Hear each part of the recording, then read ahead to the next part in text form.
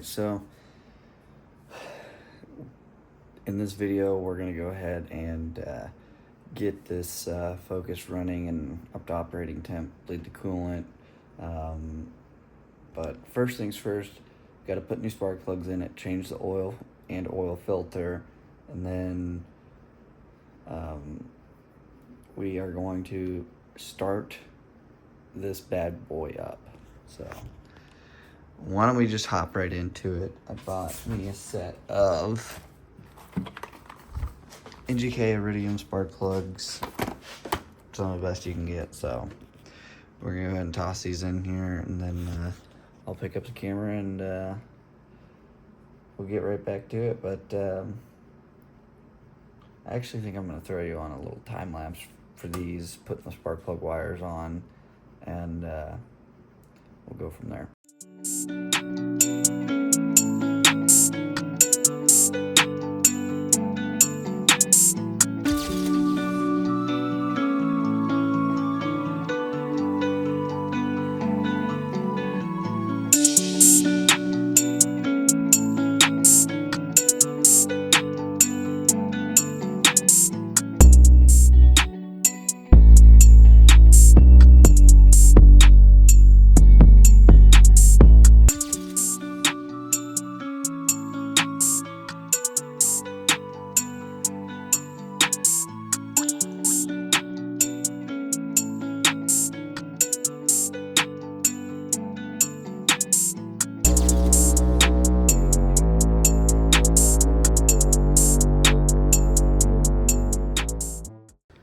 Alright, so I changed the oil. I'm not going to change the filter. I didn't see any metallic sparkle or anything in the oil. Nothing broke off, so I just wanted to change it just to be sure. I'm going to go ahead and leave the filter on just because the oil looked really clean. It was kind of a waste, but whatever. Got all the spark plugs in, hooked up, got the battery charged. So now I'm going to hook up the battery and we're going to go ahead and crank it over and get some oil pressure built up. So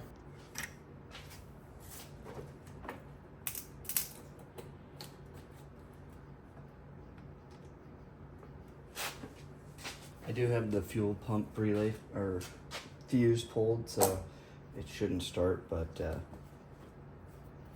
have the key ready. So I'm gonna get in there, I'm gonna crank it. Stand by.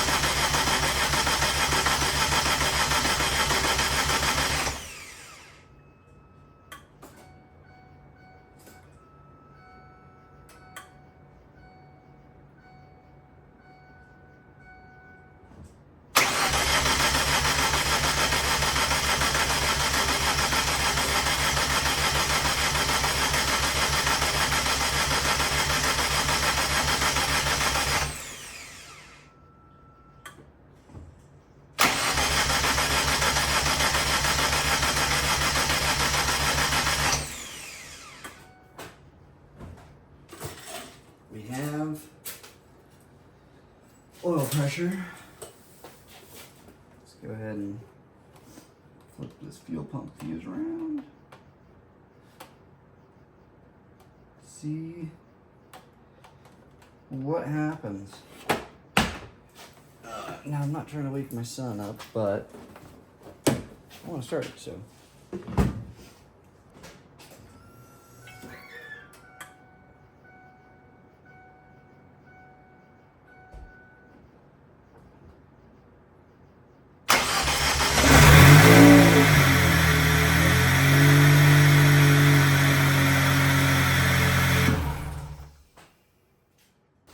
Alright folks, that would be be the official first start.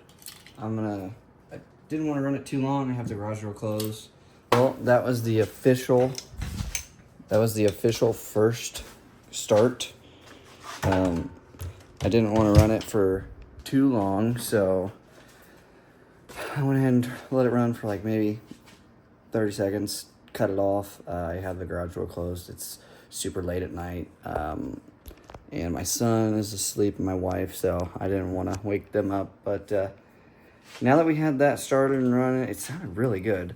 Let's go ahead and do a little check. See if we're leaking anywhere, see if anything's, visible that we could see. And if not, in the morning we'll get it rolled out and really let her start up. So let's see. Smell a little coolant. That's all old stuff, so what I'm looking for is fresh stuff, and I don't see any. Well, no wonder I have smoke coolant. I have the old stuff sitting here. Okay, so that was first start. So now I'm gonna go to sleep. When I wake up, we'll roll it out and really get after letting her warm up and everything. All right, so what I've been able to find out so far is we do have a fuel leak right here at the fuel rail. So I'm gonna go ahead and pop it off. And I think it's just the O-ring for the injector going into the fuel rail. So hopefully it's not too big of a deal, but I'm gonna have to pop it off and try and get it reseated or replace that O-ring. So I'll get back with you guys once I do that. I'm not gonna show it. So, all right, so I went ahead and got everything put back together. I tested it. Nothing's leaking now, thankfully. I got this super cool little thing put back on. So there's that. I didn't have the right volts, so it's a little loose, but whatever, it'll be fine. Basically, once the sun comes up, we're gonna roll this thing outside, turn it on, let it get up to operating temp. And then we will probably give it a wash, honestly. It needs a wash, like, I don't know. Yeah, you can see it. Look how filthy this thing is. So, give it a wash, clean the interior, bleed the coolant. That is pretty much going to be it, really, for right now, because I'm planning on just kind of driving it. But I ended up putting the roof spoiler back on. It looks so much better. It just looks so much better with it. It looks funky without it. Just that little duck bill right there. But catch you whenever the sun's up. All right, well, we're gonna go ahead and get this thing pulled out into the driveway, flipped around, setting right here so I can burp the coolant, let the thermostat open, let it idle up, and get up to temp. So I'm gonna put you guys on the stand behind it, and we'll just flip this around. Don't mind the mess in the garage. It's gonna get cleaned up. That's why I'm pulling this thing out. But let's do it.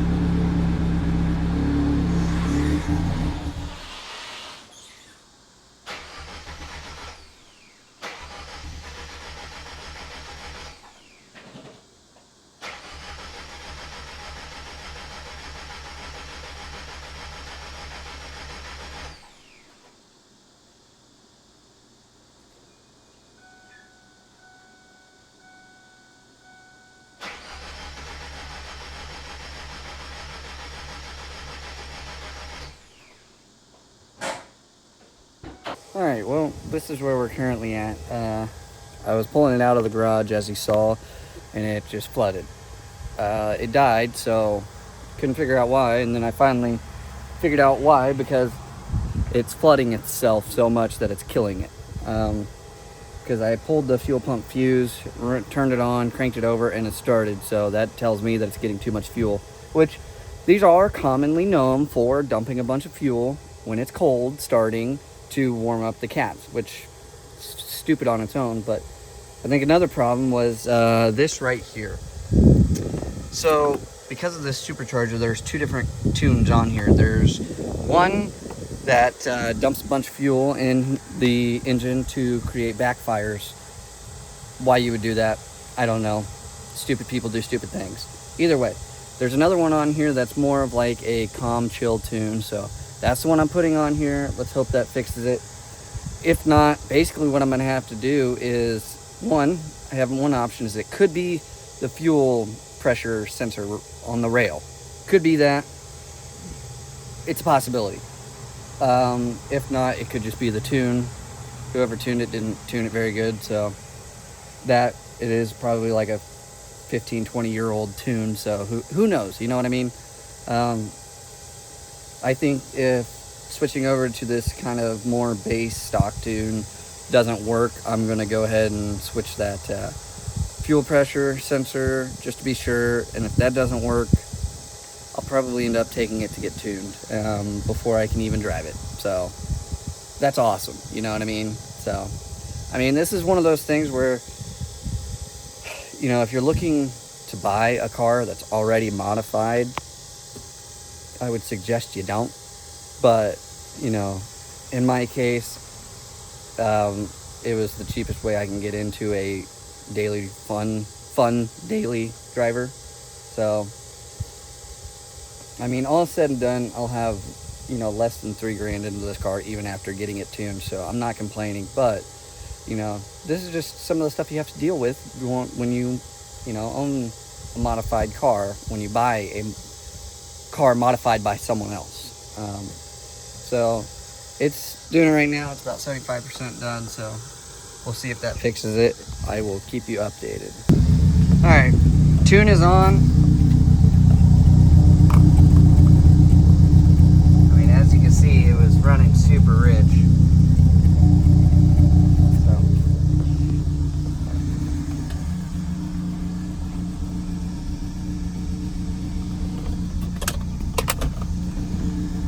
I mean, this says it's running lean.